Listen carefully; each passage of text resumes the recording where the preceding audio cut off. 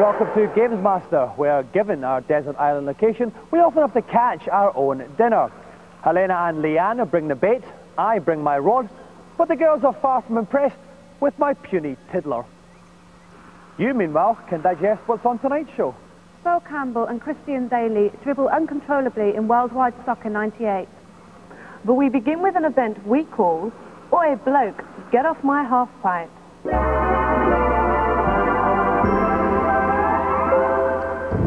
Speaking as a large, floating head, I've never found skateboarding much to my taste. But even I could appreciate the grungy thrills of the arcade title Top Skater.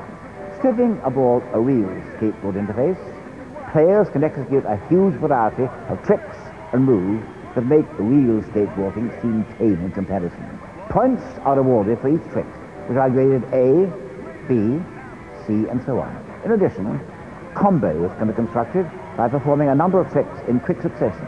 Each of my 3 contestants has 1 minute to earn as many trick points as possible. Right then, let's hit the half-pipe. So please welcome our 3 talented yet abysmally dressed contestants, Ryad, Dunn, H, Naito and Akai Inui.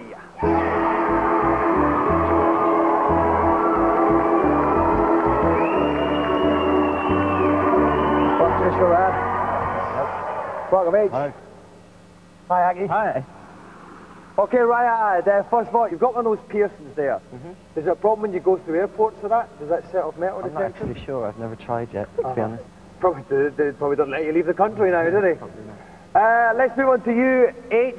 Right. Talk us through your outfit. Where did you pick up this fantastic gear from? Secret. Was it expensive? Did it cost you a lot of money? No, 30 bob? expensive. Couple of quid? Yeah. Couple of quid. And finally, Aki. Yeah. Now, this is a waterproof jacket thing. Yeah. Why did you wear this particular outfit? Yeah, I like swimming. Yeah. Yeah. You like swimming? Yeah. That's good. You've come to the right place. Yeah, no. Haven't you? Okay, guys, we'd like to go and take your places by the machine, and I'll take a little trip up to the comments box. Right, we're about to quite literally have a laugh with Top Skater. Now, usually on GamesMaster we pride ourselves on the unprofessionalism of our co-commentators. We're going to break with tradition for this event and have professional skateboarder from the Unabomber team, Mr. Frank Stevens, help me out. Welcome to the show, Frank. Now, tell us, what kind of actual stunts and stuff do you pull off regularly? Well, I kind of skate street stuff, like stairs and rails and stuff like that, just the street obstacles that around the cities and things like that. That's what Generally causing a nuisance to people who are out causing trying to get absolute the shop. nuisance, scaring grannies and that. Okay, thanks for commentating throughout this challenge. More on the kind of realism aspects of the game and how feasible some of these things are in real life. Each of our challengers have got 1 minute to amass the most amounts of points that they can. They get the points depending on the fantasticness of the stunts and tricks that they manage to pull off. Ryad, or Flea from the Red Hot Chili Peppers, is going to go first. Best of luck, sir. Start your challenge. Okay, Ryad is playing as the character Keith, who's a basic normal skateboarder. In the top left-hand corner, you will see the total time that's amassed. He gets 60 seconds. The points will be in the top right-hand corner. Anything else that appears, I will explain as we go along. We go to the first trick here. It's a super inward heel flip. 8,302 points. Can you do that in real life? You can do inward heel flips. That was a good one. That was a nice little section one there. You can see it says A on the left, on the right-hand side there. That depends on how well he's positioned when he does the stunt. S is the top one. S means special. We just got one there. There's an S there. That's why it was tons of points for that. He's up to 41,408 points. He's been going for 30 seconds. This is a great performance. It's all looks incredibly flashing here, Frank. Yeah, it's all going really well. It's working good. Okay, now, the other trick here is you've got to go as fast as you can. He's fallen off now. That means his speed is going to drop. The stunts now will not be able to be as good. And he's only got about 7 seconds left, but he's managed to do that one. 68,151 points, running out of time in 2 seconds. One. Stop now. Stop the time. 76,529 points for Ryad. Ryad, make way for H.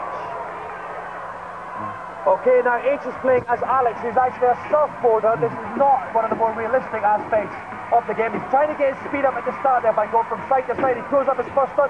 Kick flip to BS grab. What does BS stand for? Backside grab. Backside grab. And a nose bone. Can you do nose bones? You can do nose bones, but that's a real trick with a funny name. Very good out for 506 points. 20 seconds gone there. This is a fantastic start here from H. Hasn't put a foot wrong really. Triple grab alpha. Now, is that a lot more air than you would get in real life skating? That is a lot more air than you get in real life. I mean, there's some people that go big, but this is version on a bit. You would need a rocket up your jacket to get the high real life. That was an awesome one. A 360 late shove it. He's beaten Ryan score already. This is an incredible score. He's got 6 seconds left. We've broken the 100,000 point limit. Going to be able to pull off a stunt before he runs out of time. I don't think he will. No, out of time there. 102,605 points for H. H, make way for Aki. Okay, Aki is playing as Peanut, who's a bodyboarder again. Totally unrealistic because you get a lot of chafing if you try this on a pavement in real life. 102,605 points to beat. Building the speed up at the start. And the first trick. Aerial 1080. Now, I would imagine that would be quite tricky to pull off in real life, right? Definitely would be on concrete. You'd come out with a lot of bruises and a lot of scrapes. I think that, especially in the bikini like that. Now, the thing is those three stunts were all quite similar, but they did a master to build combos. Yeah. If you do a stunt within 1.5 seconds of the previous one, you will get extra points. This is a cool combo. It's the third combo there that he's managed to pull off. Fourth one there, fifth one there. This is huge points. 116,500, 130,000 points already. Because of stringing the combos together, Aki has won it already. The rest of this is just going to be a, what would you call it, an exhibition? It's just showing off, really. It's a total showing off his style. Do you think there'll be a time, Frank, when you'll be able to pull off stuff like this in skateboarding? I really don't know. We can live and wait for that, and the time is running out. That's it, 60 seconds gone, 281,515 points. Aki, by a considerable distance, wins the challenge. Okay, Riyadh, let's start with you. Not a bad start, but it all went wrong towards the end there. Yeah, I missed a few of the barrels, and I also fell, which slowed me down quite a bit. Didn't get enough speed, and I didn't get to the end, to the ramp at the end. Now, H, you not a bad score over the 100,000. Were you happy with your game? Yeah, more than eating, sleeping. Very happy. It's praying to get this game. Yeah. And Aki, you totally decimated the competition then. What was your secret? Was it the combos? Yeah, cool combo is the most important thing. And I know that you spent a little bit of money practicing the game this week before you came on. How much money did you spend? At least 400 pounds. 400 pounds! Money well spent, because Aki is the winner of the special Top Skater GamesMaster Golden Joystick!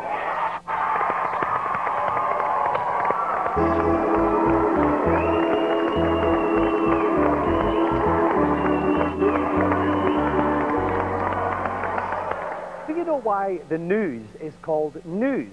Well, it stands for North, East, West, South. Our news stands for what's happening in video games.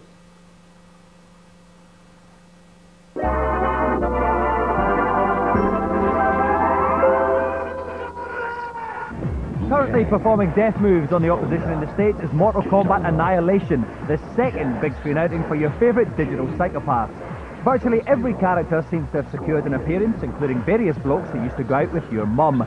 Mortal Kombat Annihilation promises to be good, clean fun when it opens here next year. Alien Resurrection is out now on film. I've seen it and it is awesome, but you're looking at exclusive shots from Alien Resurrection the game, developed by Fox Interactive, who made the surprisingly good movie license Die Hard. When it's out next spring, Alien Resurrection should again prove to be an exception to the great film/cat game scenarios of the past. Also due next year is Quake 64, the N64 conversion of the PC Classic. As well as all the stuff from the original, Quake 64 is rumoured to have additional levels as well as that multiplayer shenanigans. With Doom, Duke Nukem and soon Quake all available for console, it looks like PC owners will have to find something else to be smug about. You know, viewers, there's something missing in my life. It can't be money, it can't be women, it can't be Toby jugs in the shape of famous World War II generals. I've got tons of them. It can only be today's Celebrity Challenge. There are many football games I could have chosen for my celebrated contestants, but none that capture the spirit of this gracious of games more than Worldwide Soccer 98 on the Sega Saturn. Ancient rivals, England and Scotland, will meet again on the virtual pitch in a match of 2 90-second halves. Right then, let's prepare for kick-off. Right, now we're going to use this challenge as a curtain raiser for domestic hopes in the France World Cup. So, Welsh and Irish viewers, you can go and make a cup of tea, because representing Scotland and England, please welcome Christian Dailly and Sol Campbell.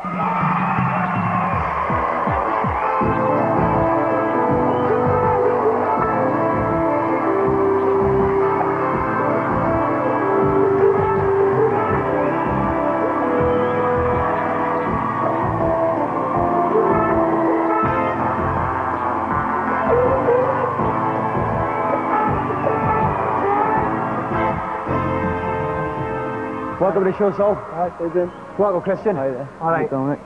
Okay, guys, now, obviously, both of you are looking forward to France in the World Cup.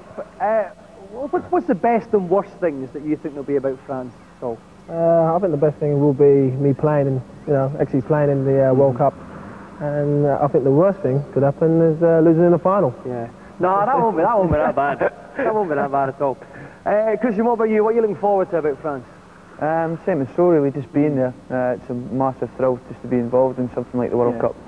And, hopefully we can play England and hopefully we can beat them this time. Oh, it will happen. I am absolutely convinced. Well, luckily, as an impartial presenter of this show, I have no bias in the result of this titanic struggle between Scotland, yes, and England's pants.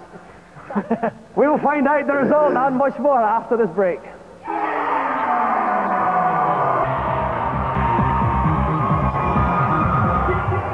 Welcome back to GamesMaster. We're all set for a clash of domestic titans. England against Scotland in the shape of Sol Campbell against Christian Dailly. At this point, I'd now like to welcome back one of our friends from last year's. He's been dabbling with motor cars, but now he's back where he belongs, beside me in the commentary box, Mr. Jim Rosenthal. Welcome back, Jim. Welcome back, indeed. Back on a desert island where I belong, then. Well, Jim, you know what I thought was strange was that 1 minute, there you were on GamesMaster doing the commentary. The next thing, you're signed up for a massive deal doing the Formula 1. Do you think they saw you on GamesMaster? It was all on the back of my appearance with you. That was it? I thought if I could handle you, I could handle anything.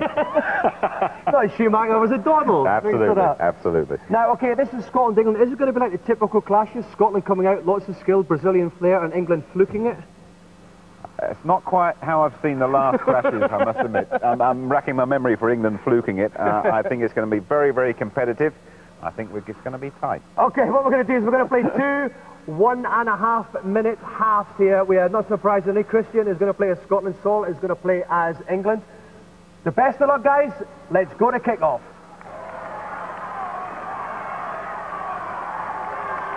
Okay, Christian Dailly in the dark blue shirt of Scotland go playing down, and Sol Campbell in the white of England playing up the pitch, and it's England on the attack, Jim. No, it's the kiss of death for me. It's the shot of Scotland. It just goes wide there. I thought that was well wide, that one, actually. I think you're getting a bit carried away a bit early on here. Let's have a bit of sort of reality in this game. England looking very composed at the moment, and Sol Campbell looking for a run from his front men as Scotland hack it desperately forward. You say looking for a run from his front men, I say hoofing it up. And it's Scotland on the attack. It's the Brazilian and Brooks. Oh, and this has got to be a penalty, even though it's in the box. Danger, it's danger. A great one, it's a shot. Oh, it just misses. Jim, now that just missed by millimetres. I'll forgive you getting a bit excited about that one. I must admit the old hairs went up on the back of my head there, but Sol Campbell seemed to back off there with the England team. Interesting tactic, and that's another interesting tactic there that has given Scotland a corner. Here they go, the big men are up in the box. It's a cunningly flighted one. Right to the back of the box, it's in, yes! He nips in there, Kevin Gallagher, Briggs scores 1-0 Scotland! Well, you got the scorer wrong, but it was a fairly straightforward goal, and the England defenders will not be chuffed about that, and they won't be very happy about the way they gave away this corner either. England kicking off, playing up the pitch with a lot of work to do. Yeah, they're looking to get back into this straight away, but there's some fierce challenging going on in the midfield. Well, it looks like Gaza there, that guy, doesn't he? He's got the weight here. Yeah, he did. Here comes Scotland again. It's a good long ball in, but it's safe with the keeper. I think probably looking to get just a little bit of momentum going and perhaps make a single pass be nice to see. But good individual skills, though. Oh, it is. It's a long shot. Effort. Oh, it's a a beautiful save, but is it going to go close to the line? No, it's over the bar.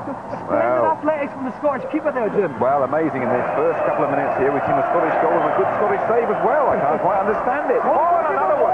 It bobbled a little bit. That was Gather, wasn't it? Near post. It looks a bit small and slim. I'm just a bit worried about the way we back off when Scotland attack. But you could just be over-elaborating here and giving England a chance to get back in it. Just one down. It's a terrific piece of skill. A great chance for an equaliser here from Gather. Oh, it's great at the keeper. He's very nonchalant, this goalkeeper. Who is he? He's extremely casual. It's another desperately long shot from England. I think they're clutching at straws now, Jim, as we approach half-time. The keeper's had a great game, and but England, I'm glad to see we're attacking. It's an offensive error, though, and England might be through as the referee looks at his watch. He takes the shot. The splendid save from the Scottish keeper there. It's a corner to England. He's kept you in it. We got an equalising chance just before half-time. It's ended up there. We've got enough numbers in there. The goalkeeper's right place again. Can you believe it? Safest hands in Scotland. Once again, the referee looks at his watch, blows the whistle. It's half-time. It's Scotland 1, England 0. Now, Jim, what will you be hoping to see from England in the second half? I'd like to see a bit more passing. I'd like to see the defence actually making challenges a bit higher up the pitch. And I'd like to see that Scottish goalkeeper off the pitch. That would help England. I would just like to see generally a repeat of the first half. Okay, let's go to the second half now. Scotland down the blue, playing up the pitch with Christian Dailly, Sol Campbell in England, playing in the white, playing down the pitch. Well, Dominic, I think England will be well pleased by the way they finished the first half. Craig Brown checking the name of the Scotland goalkeeper because he's had a tremendous game so far. And from where I'm sitting, he's really kept Scotland in it. He's checking to make sure that he is actually Scottish. And here they come again to another time. Oh, how did he miss that, Jim? The goalie committed himself. Wide open goal. This England defence, and they keep backing off. Sol Campbell has got to make those tackles higher up the pitch. It's another open goal. Oh, dear, oh, dear. They don't leave it to God and jury this time. He slots up. You've got to blame the keeper for that one, Jim. I want to have another look at it. He's scuffed that goal kick, hasn't he? Well, an England man caught in possession, and a brilliant finish from Christian Dailly and Scotland. Major head shaking from Mr. Hoddle, and a big inquest to follow this at the moment. But still a lot of time to go. We could get back in it. It's almost early doors in the second half. Still 2-0 to Scotland. There, a fight back needed from England, but it's still on Scotland, Jim. Danger. This could be the third. Oh, penalty! No, fouls. A lovely tackle. Come away, man. You've got 2 goals. That was a continental referee. He'd have been off there. And it's Scotland now on the attack. Again, Christian using this technique. In the middle, they're taking the Michael now. I'm interested in Sol's defenders, why they run away from the ball each time. I can't quite work that tactic out, but no doubt he'll explain it to me after the game. Here we come now. It's a great through ball, but to no one in particular. In a way, great tackle from Gather there. He really is, but he would do. Outside the box, Jim, surely. I thought it was. Referee, come on, man. England needs something back very rapidly. Gather goes diving in. We've got problems again. But can we get you on the counter-attack here? Here's Gather. He's the only player, really, that stood out for me. He's going all the way. It's a lung-bursting effort, this one. Oh, that's a lovely little move. Surely, absolutely. Gather made it, and a brilliant finish. Well done, Sol. That has to be probably the slickest move of the game so far, Jim. I thought so. Gather kept it, and a terrific finish. 2-1. Everything to play for. Okay, the clock is ticking out, but England very little time to pull this level. Scotland kick off. They might decide to just play for possession. But no, they're still attacking, but in a bizarre fashion. Well, I don't know. I think on balance, you've had the better of this half. That goal must lift England's spirits, but just a couple of minutes to go. And it's a third goal here, surely. Oh, no. The England defence once again, Jim, on holiday. Sol Campbell, a man who's defended so valiantly for England in Rome, seems to have left a few of his defensive qualities in Rome. No one picking up the runner at all. It's 3-1 to Scotland. Maybe England can snatch a late consolation, but surely even a draw is beyond them now. You never know. It's not over till it's over. And in fact, that's it. It is over. The Scots has been there. 3-1 to Scotland. Christian Dailly is the winner.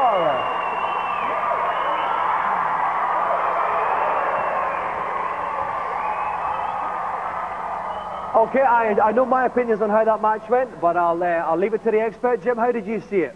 Well, first of all, we are on Fantasy Island, aren't we? So it couldn't happen in real life. But I don't think that we or Sol or England, whichever way you want to put it, ever really recovered from that first goal when the corner came out of nowhere and Scotland took the advantage, but at least England did get the best goal of the game. Right, yes, no, it was. It was a fantastic move for your goal, wasn't it, actually, Sol? Yeah, it was right in the corner, but you know, the defensive work wasn't too good. You know, basic errors. Now, Christian, a fantastic performance there. Can you see that happening if the two teams met in the World Cup? I think it's a distinct possibility, especially if it adopt the same Brazilian style of football as we showed there, and that's the way we can play. What was the secret then to your success in that? It's definitely a good team performance, and you know, it bodes well for France '98. So to go to GamesMaster Joyce just now, hopefully the World Cup in France in the summer goes to Christian Dailly.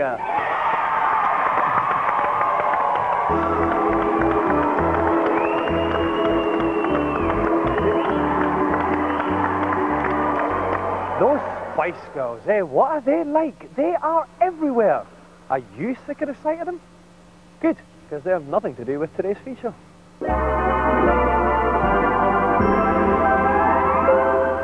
Following our report last week on the software on show at Nintendo Space World Expo in Tokyo, today we take a look at the hardware side of things, specifically the first public showing of the N64's Double D add-on.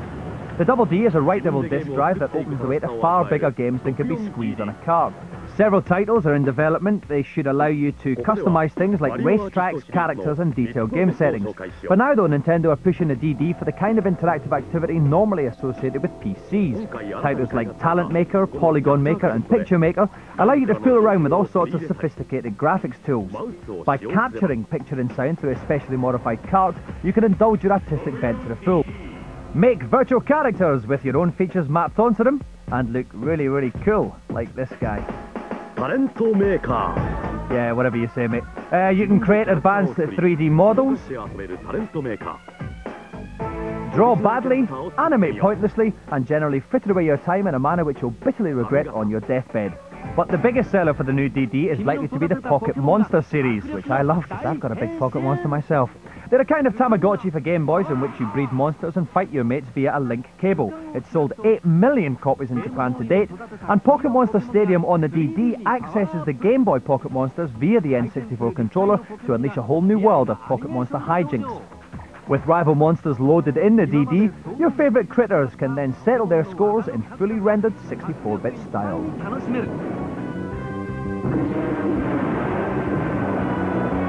Pokemon Snap. Sister product, Pocket Monster Snap, is bonkers. It's a kind of Pocket Monster safari thing in which you wander around a virtual landscape populated by monsters and take pictures of them. Pokemon Snap.